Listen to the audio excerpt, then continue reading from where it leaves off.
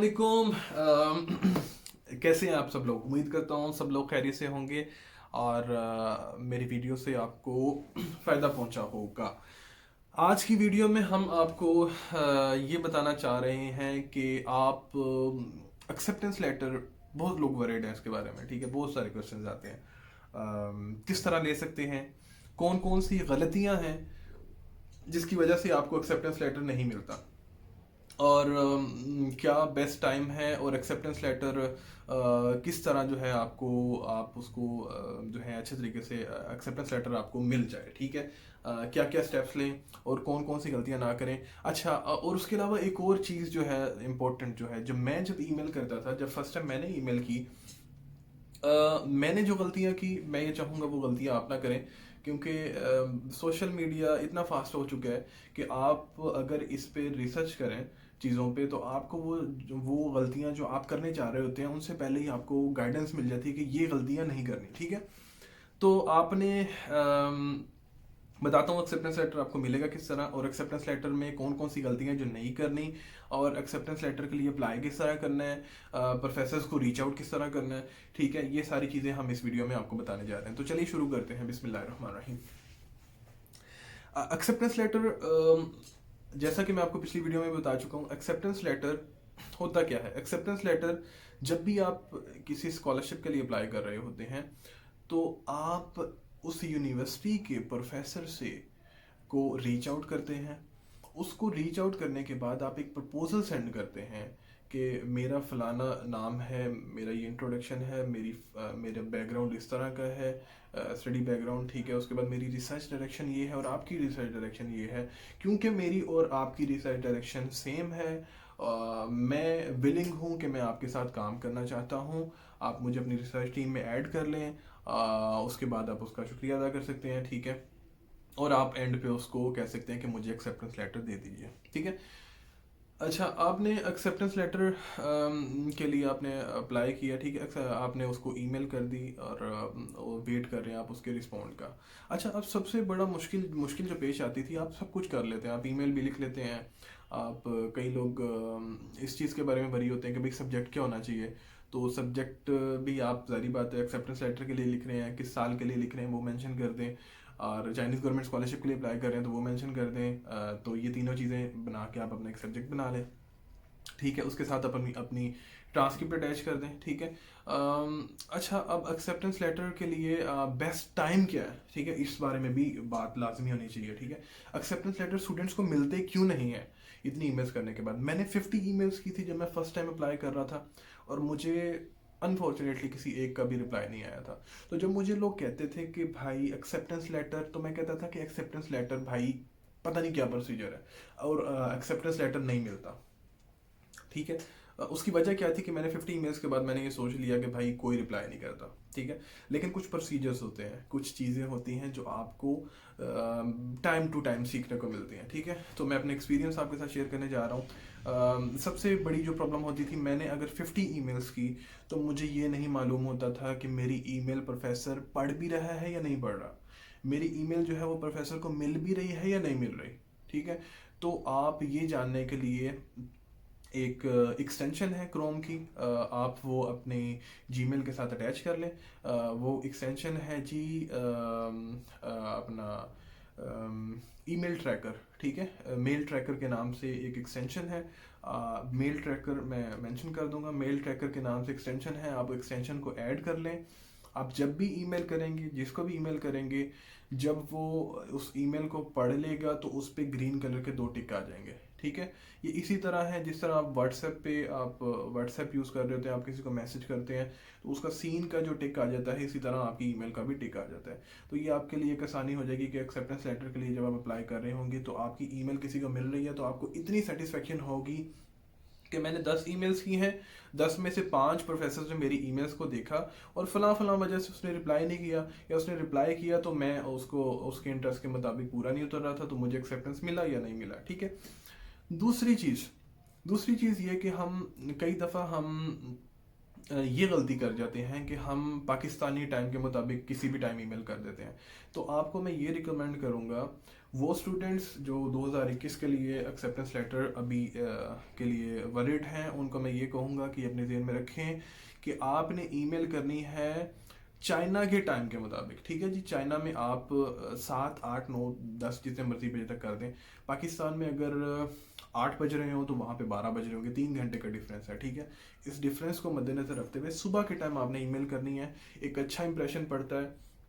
ठीक है, बहुत सारी ईमेल्स आई होती हैं क्योंकि पूरी दुनिया से लोग अप्लाई कर रहे होते हैं, तो प्रोफेसर आपकी नज़र में, अगर आपने रात को ईमेल किया है और एक स्टूडेंट जिसने सुबह को ईमेल किया, तो ऑब्वियसली वो जो सुबह को जिसने ईमेल किया उसकी टॉप पे आ रही होगी।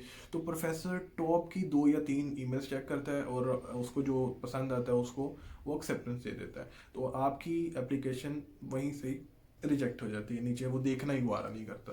ठीक है, ये चीज़ क्लियर होगी। आपने टाइम की जो सी है ना वो जहन में रखना है। ठीक है, अब एक्सेप्टेंस लेटर के लिए आप सबसे पहली चीज़ जो होती है वो स्टूडेंट्स को ये नहीं पता चलता कि भाई प्रोफेसर जो से हैं उनको ढूंढना कैसे है। ठीक है, आपने CSC की वेबसाइट पे जाना है, www.csu.edu.cn _study इन चाइना, कुछ इस तरह से। ठीक है, मैं लिंक जो है वो डिस्क्रिप्शन में ऐड कर दूंगा, आप वो जाके सर्च कर लें, क्योंकि आप गूगल पे जब लिखते हैं चाइनीज़ गवर्नमेंट स्कॉलरशिप तो बहुत सारी वो वेबसाइट आ जाती हैं जो खुद से बनी हुई हैं। ठीक है, तो आपको बहुत टाइम लग जाता है। तो आपने क्या करना है, अपने लिंक उस पर लिंक पे क्लिक करेंगे और आपको वहाँ पे ले जाएगा।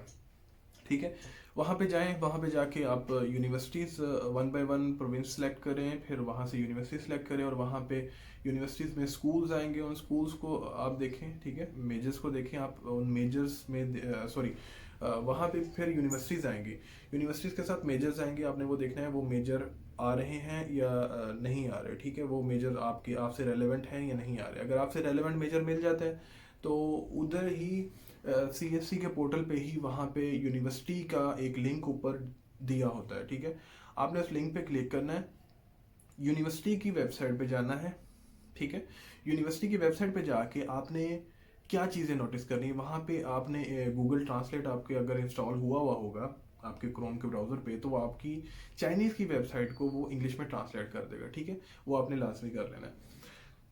पहली चीज़ जो उसके अंदर आपने नोट करनी है वो तो ये कि आप जब यूनिवर्सिटी की वेबसाइट पे जाएंगे तो आपने वहाँ पे डिपार्टमेंट्स में जाना है, आपने स्कूल्स देखने हैं वहाँ पे विजिट करने हैं, आपने कॉलेजेस देखने हैं वहाँ पे, आपने फिर वहाँ पे अपना रेलिवेंट डिपार्टमेंट ढूंढना है। ठीक है, रेलिवेंट डिपार्टमेंट मिल गया, फिर आपने वहाँ पे टीचर्स वो आ रहा होगा, टीचर्स कैलेंडर के नाम से लिखा होगा या प्रोफेसर्स के नाम से लिखा होगा या टीचिंग स्टाफ के नाम से लिखा होगा, तो आपने उस पर क्लिक करना है, आपके पास वो टीचर्स की लिस्ट आ जाएगी। ठीक है, आपने उन प्रोफेसर्स को जो आपसे रेलेवेंट रिसर्च रखते हों, आपने उनकी रिसर्च पढ़नी है। अगर आपको लगे कि वो आपसे रेलेवेंट है, आपने उनकी ईमेल नोट कर लेनी है और फिर आपने उनको एक अच्छा सा टेम्पलेट फॉर्मेट बना के आपने उनको ईमेल कर देनी है।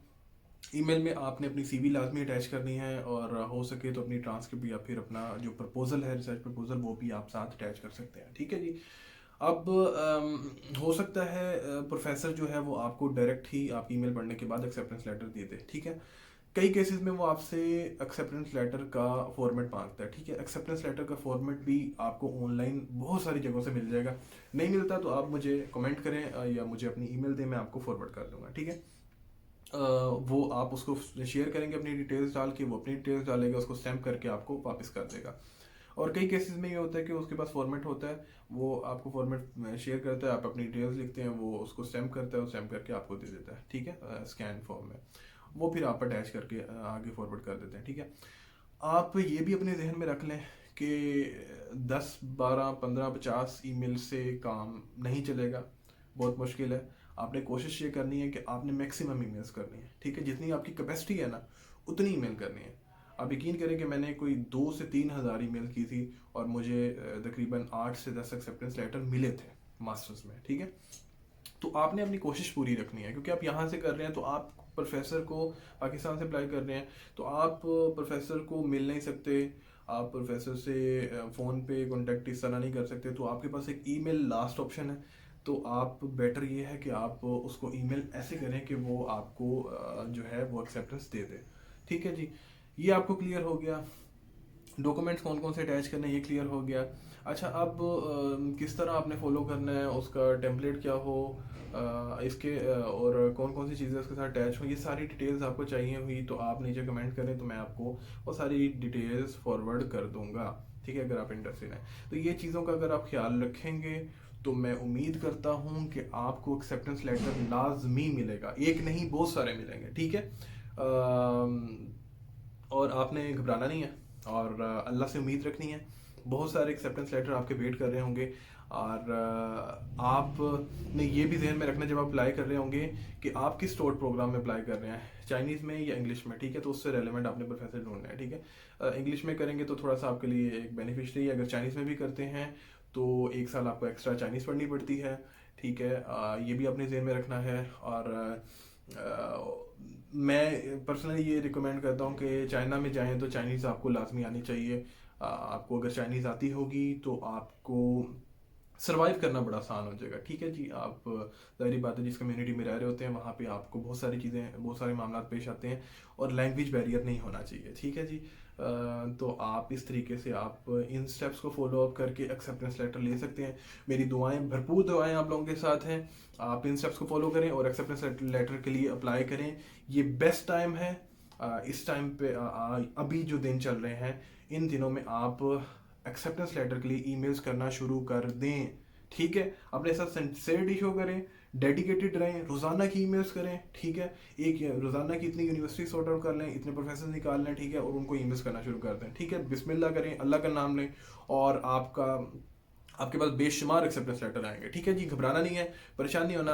और मेरी आप दुआएं आप लोगों के साथ हैं। और आप जो सा है एक्सेप्टेंस लेटर के लिए अप्लाई करें और चाइना अप्लाई करें, स्कॉलरशिप के लिए अप्लाई करें और बस पहुंच जाएं आप। China is waiting for you. ठीक है जी, इसी के साथ आपसे लेते हैं इजाज़त। अपनी दुआओं में याद रखिएगा।